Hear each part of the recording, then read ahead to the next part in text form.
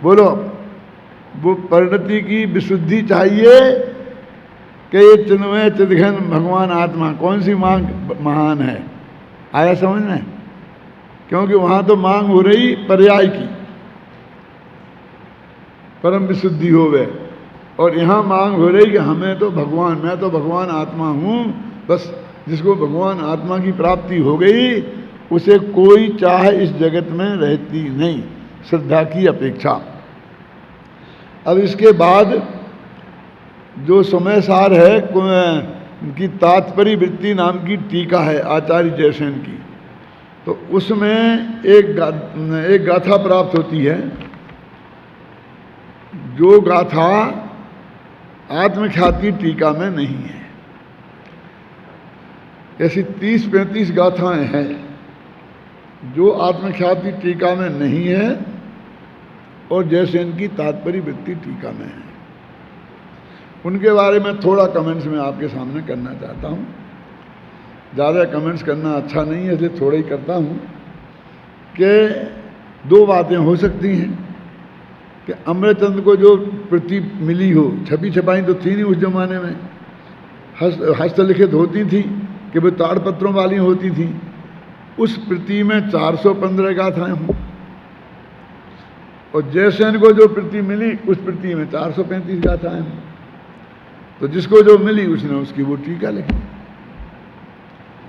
लेकिन जयसेनाचार्य के पास तो वो प्रति होगी और चाहे नहीं होगी, लेकिन अमृतचंद की प्रति तो उनने देखी थी, क्योंकि जगह जगह उनने अमृतचंद का बहुत सम्मान के साथ उल्लेख किया है। तो उन्हें ये तो प्राप्त थी ही, फिर भी वे गाथाएं और प्राप्त हुई जो बीच बीच में आती हैं।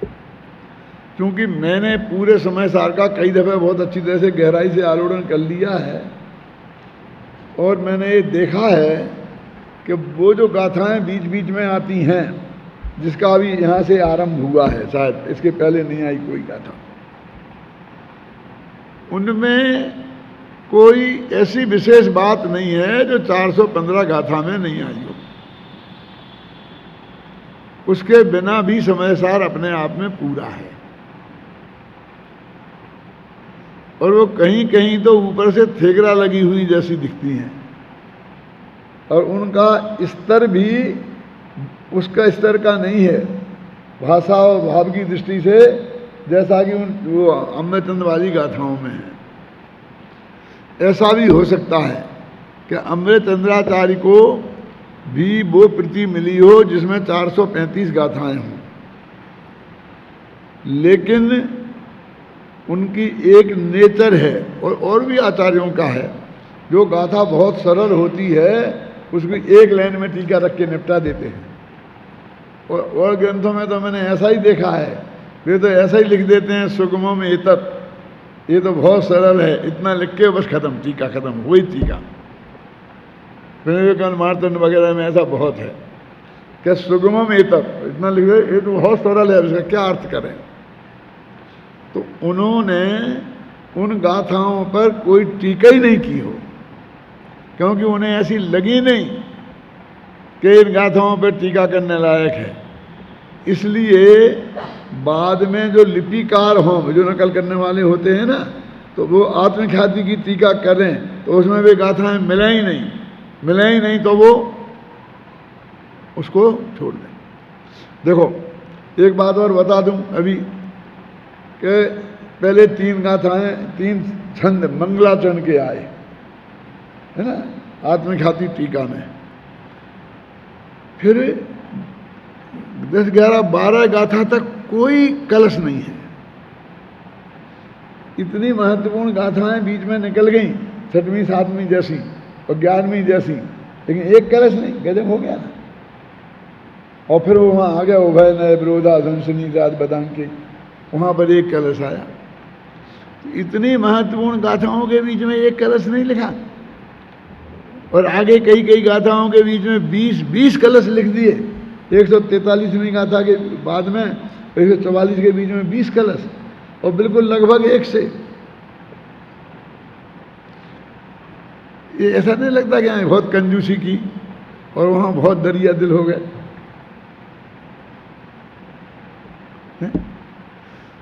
ये बात मैं इसलिए बता रहा हूं कि पांडे राजमल जी ने जो कलश टीका लिखी, तो जो अकेली कलश टीका के आधार पर समय सार पढ़ेंगे तो उसके लिए असली माल तो गया। 6वीं 7वीं गाथा, 5वीं गाथा, 11वीं गाथा, इसमें जो माल है वो तो उसमें से गायब ही है। तो उसमें अधूरापन तो होगा कि नहीं होगा? समझ में आया ना शांतिलाल जी? क्या तोतका जी, समझ गए आप? इसलिए वो कमी बनारसी दास में भी रह गई, क्योंकि बनारसी दास ने तो कलश टीका के आधार पर अपना काम किया, तो इसकी बीच की गाथाओं सब साफ हो गई मान ला करके।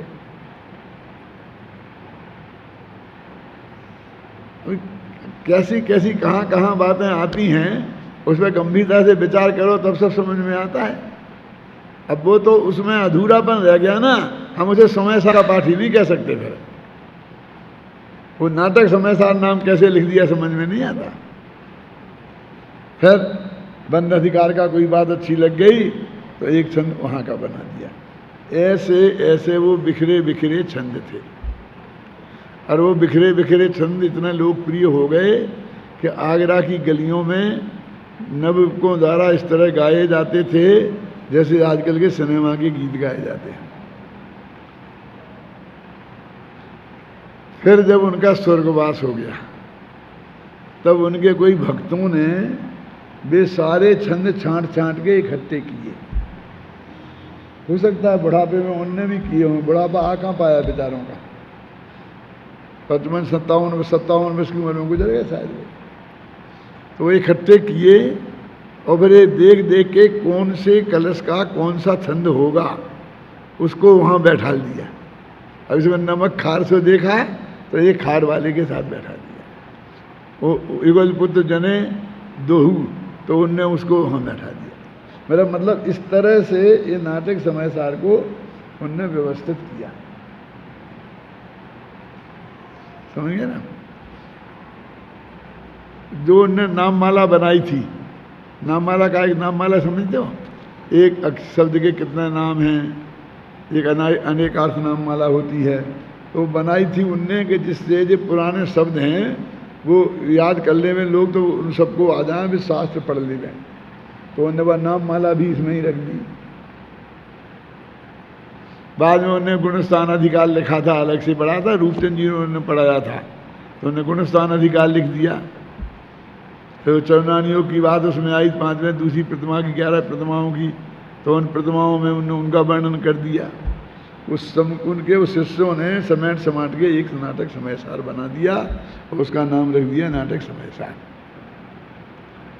अब उसके नाम में भी कई जगह, एक जगह कहते नाटक समय सार, कोई कहता समय सार नाटक। अब समय सार नाटक है कि नाटक समय सार है पता नहीं, कोई कुछ बोलता कोई कुछ बोलता है।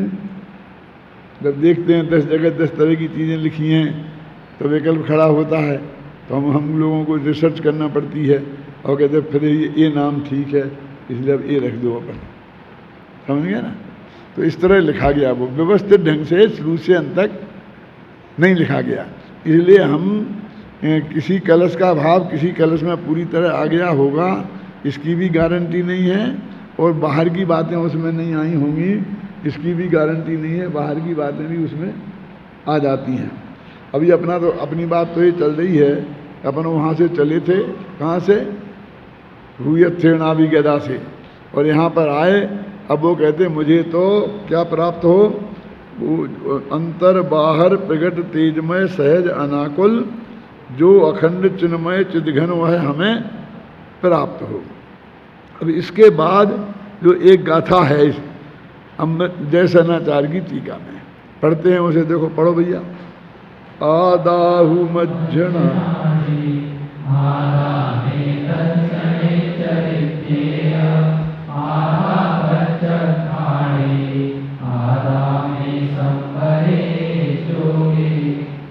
ज्ञान में आत्मा दर्शन चरित में आत्मा, हरियोग संकर और प्रत्याख्यान में भी आत्मा।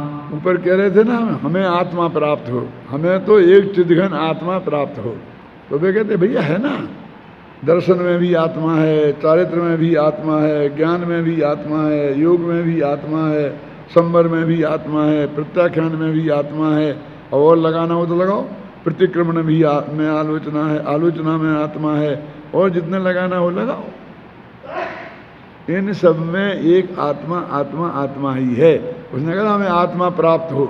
तो जो बातें जो हम आपसे बता रहे इन सब में आत्मा ही तो है, क्योंकि जो आत्मा की अवस्थाएं हैं, तो आत्मा की अवस्थाओं में आत्मा के अलावा और है क्या? है ना। एक गाथा का अर्थ है, देखो अब ये कह रहे हैं कि ये गाथा सुनो, पढ़ो। अब यह गाथा आचार्य जयसेन की तात्पर्य वृत्ति टीका के बंधाधिकार में भी 296 गाथा के रूप में भी उपलब्ध होती है। अब यहाँ भी है और वहाँ भी है, एक गाथा दो जगह प्राप्त होती है। अभी हमने ऐसा तो देखा है कि एक गाथा कुंद कुंद के 5 ग्रंथों में है, जैसे अरसमरूप मगंधम है ना, लेकिन ऐसा पहली दफे देखने में आ रहा कि एक ही ग्रंथ में वही गाथा 2 दफे आ गई। तो ये जयसेन की टीका में है।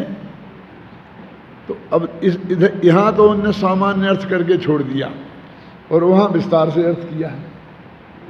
दोनों जगह उनने अर्थ नहीं किया, अलग अलग अलग अलग अर्थ किया है। ये सब लिखा है इसमें, अपन पढ़ लेते हैं।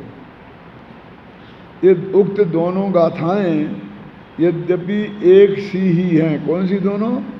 एक जो यहाँ आई है 5वीं 6वीं की बीच में, और एक 296 नाम की जो गाथा आई है, इन दोनों में एक सी हैं। तथापि जीवाधिकार में इसका सामान्य रूप से अर्थ करके आगे बढ़ गए हैं, और बंधाधिकार में इसका अर्थ सहेतुक विस्तार से स्पष्ट किया है, जो मूलता पठनीय है। जब बंध अधिकार पढ़ेंगे तब अपन उसकी चर्चा करेंगे। और आत्मख्याति के, अब जो ये तो हुई जयसेन की, अब आत्मख्याति जो अमृतचंद्र की है उसमें भी ये गाथा है कि नहीं है? कि हाँ, आत्मख्याति के बंधाधिकार में भी इसी से मिलती जुलती थोड़े बहुत अंतर के साथ एक गाथा प्राप्त होती है, जिसका क्रमांक 277 है। वह गाथा इस प्रकार है। अब देखो भाई, एक गाथा लिखना, नंबर लिखना, बताना, इसमें माल तो कुछ नहीं है, अर्थ तो कुछ बता नहीं रहे आपको टीका में गहराई से, लेकिन ये लिखने में पसीना छूट गया, क्योंकि एक गाथा वहाँ भी है और वहाँ भी है। इसके लिए कितनी मेहनत का काम है। पहले अपन को भी पढ़िया पूरा समय सार कई दफ़े पढ़ा हो, फिर अपन को लगे कि ये गाथा तो मैंने दूसरी जगह पढ़ी है और कहाँ है, और फिर वो खोज के निकालना कि बंधाधिकार की फलानी गाथा है। वो काम टेढ़ा काम है भाई साहब। कर लिख दिया, उसके बाद कुछ नहीं है, और लिखने के पहले इसके लिए बात है। 49वीं गाथा कुंद कुंद के 5 ग्रंथों में है। एक बात सहज, फिर 85 काल में 46वीं गाथा, इसमें 49वीं गाथा, समय प्रवचनसार में 127वीं गाथा, नियम सार में इतनीवीं गाथा। तो ऐसे ऐसे उनके पेज नंबर, गाथा नंबर बताना, वो सब रिसर्च का काम है कि नहीं? वो सारे ग्रंथों को तुमने पढ़ा होगा, तब तो लिख सकते हो ना, और तब तुम्हें अंदाज़ा लग सकता है, नहीं तो कैसे लगेगा अंदाज़ा, बोलो, है ना। अब वो गाथा में मिलती जुलती लिखा, ये नहीं लिखा कि वो ही गाथा है। तो मिलती जुलती गाथा कौन सी है वो देखो, ये बंधाधिकार में पढ़ो। आदा कुमज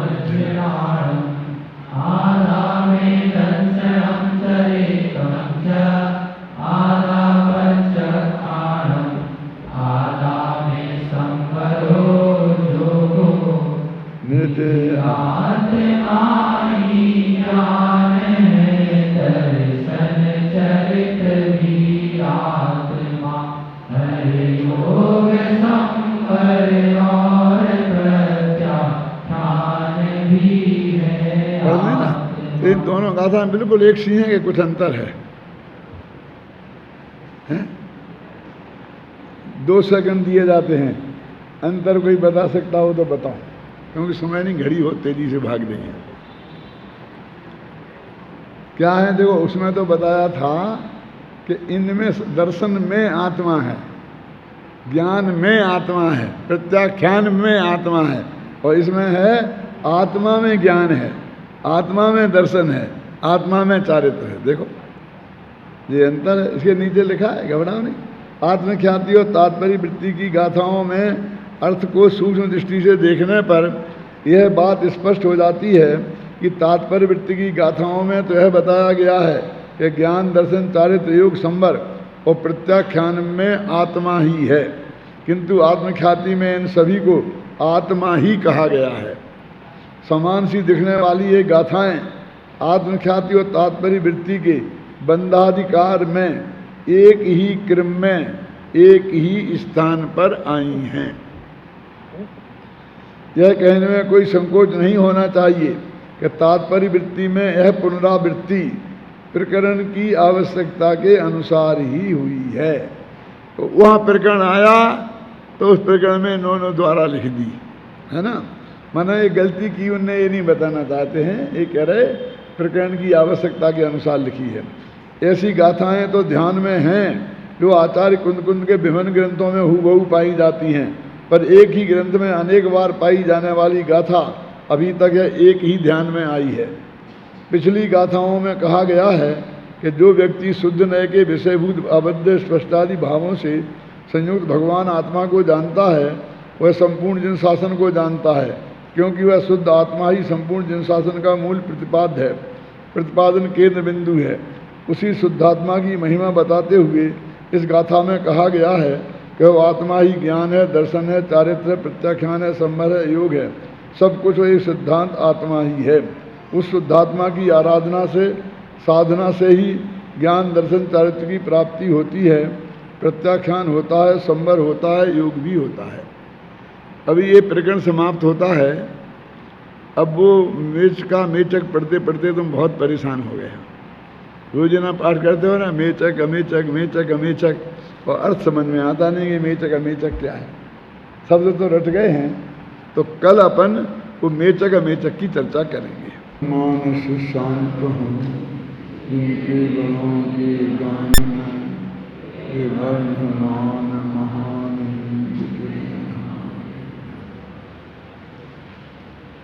ये समय साथ 56 पेज निकालो, कलश नंबर 16, 17वां, 18वां और 19वां, ये 4 कलश हैं।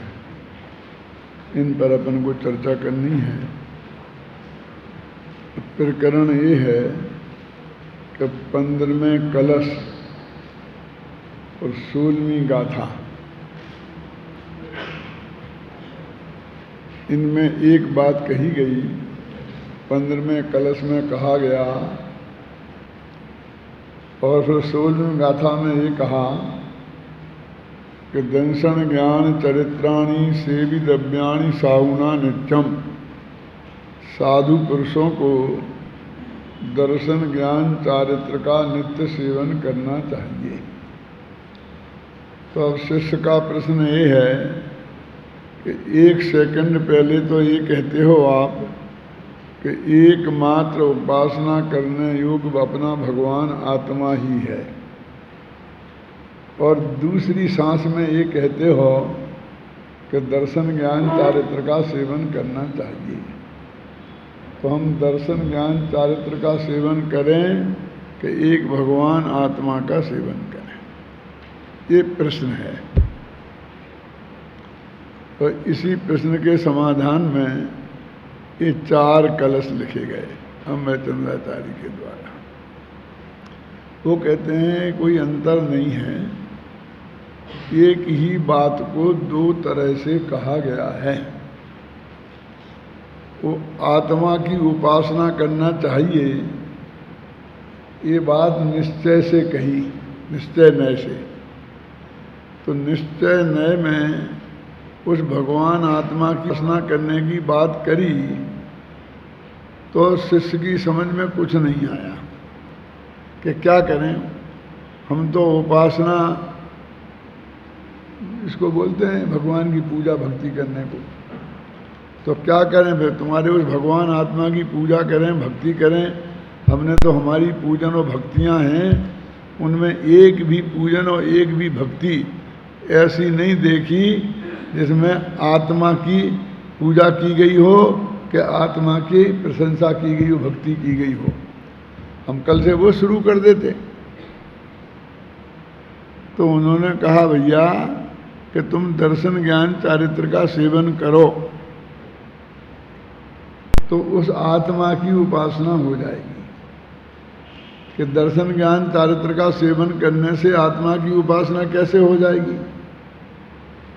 कि भैया आत्मा के जानने का नाम ज्ञान गुण की तरफ से आत्मा की उपासना है। ज्ञान गुण उस आत्मा को जाने और साथ में ये भी जाने कि यही मैं हूं, इसका नाम है ज्ञान गुण की तरफ से भगवान आत्मा की उपासना। और श्रद्धा गुण उसी में अपनापन स्थापित कर ले कि यही मैं हूं, दृढ़ प्रतीति पूर्वक, पक्का विश्वास पूर्वक। ये श्रद्धा गुण की तरफ से भगवान आत्मा की उपासना है। और चारित्र गुण उसी आत्मा में जम जाए और रम जाए, बस खत्म। उसी को जानता रहे, देखता रहे। ये चारित्र गुण की तरफ से आत्मा की उपासना है। तो अब चाहे आत्मा की उपासना कहो और चाहे दर्शन ज्ञान चारित्र का सेवन कहो, एक ही बात हुई ना कि दर्शन ज्ञान चारित्र का सेवन करेंगे, हमें सब में दर्शन प्रकट करना है, सब में ज्ञान प्रकट करना है, तो क्या करेंगे? उसके लिए आत्मा को ही तो जानेंगे,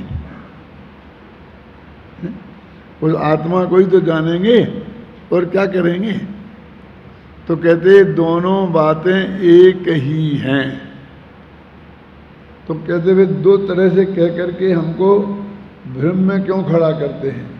क्योंकि 16वीं गाथा की टीका में ऐसा लिखा था कि पहले ऐसा नक्की करे कि जानने लायक, देखने लायक, ध्यान करने लायक तो एक भगवान आत्मा ही है, सेवन करने लायक, उपासना करने लायक तो एक आत्मा ही है। क्या ऐसा कहा था? अब आप कहते हो कि दर्शन ज्ञान चारित्र का सेवन करो, तो वो कहते हो दो काम थोड़ी करना है, काम तो तुम्हें एक ही करना है। जैसे आप बोलो कि भाई पहले तो यहाँ प्रवचन होता है तो क्या प्रवचन सुनो, फिर शांति जी की क्लास लगती है तो कहते क्लास में पढ़ो। अब प्रवचन को सुनने की बात करते हैं, क्लास में पढ़ने की बात करते हैं, और हमारी समझ में नहीं आता, हम क्या करें? ऐसे ना बुजुर्ग लोग, हम क्या करें कि तुम्हें क्या करना है? ऐसे जैसे यहाँ भी बैठे हो ना शांति से और प्रवचन सुन रहे हो ना, ऐसे ही शांति से बैठ के क्लास सुनना है। शांति से माना शांति जी से नहीं समझ में है ना आपको? फिर तुमको क्या फर्क है? तुम इतने घबरा क्यों रहे हो?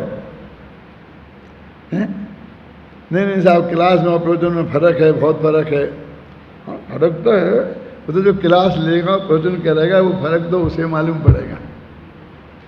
नहीं, प्रवचन में तो तुम हमसे पूछोगे नहीं, और क्लास में तो पूछेंगे, फिर याद करने के लाने के लिए कहेंगे। फर्क तो है। ऐसे ही उन्होंने कहा कि तुमको चाहे हम दर्शन ज्ञान चारित्र का सेवन करना हो तो भी वही करना है। वो क्या समझता है, चारित्र का सेवन करना है तो मुझे उपवास करना पड़ेंगे, व्रत करना पड़ेंगे, फिर वो नग्न दिगंबर की दीक्षा लेनी पड़ेगी, फिर मेरे को मालूम क्या क्या करना पड़ेगा। कोई लंबी चौड़ी लिस्ट देखते हैं ना तो वे घबरा जाते हैं कि भाई तुम्हें कुछ नहीं करना है।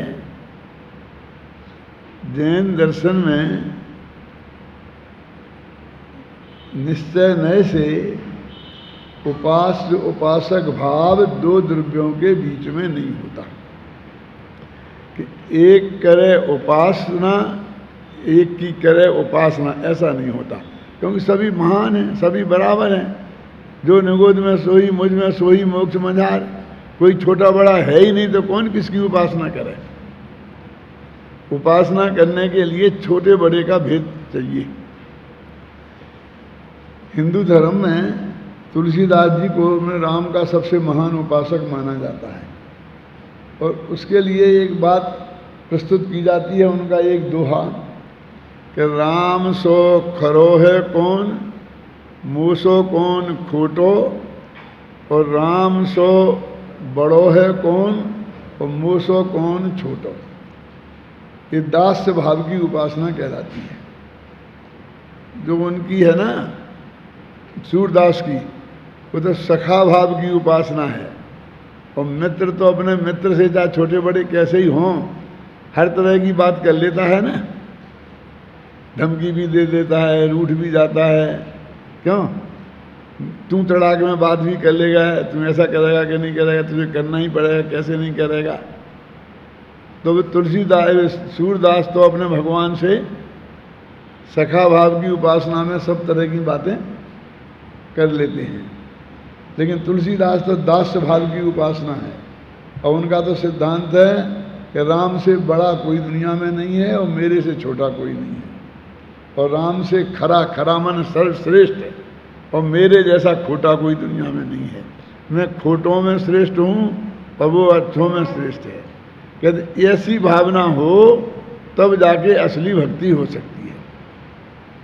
अब जैन दर्शन तो ये मान नहीं सकता कि मेरे से जैसा खोटा कोई दुनिया में कोई दूसरा नहीं है। मेरे से जैसा खोटा और मेरे जैसा छोटा कोई दूसरा नहीं है, ये मानने को तैयार नहीं है। वो तो कहता है मम स्वरूप है सिद्ध समान, वो तो सिद्ध भगवान के बगल में खड़ा होना चाहता है व्यवहार भक्ति में भी, है ना।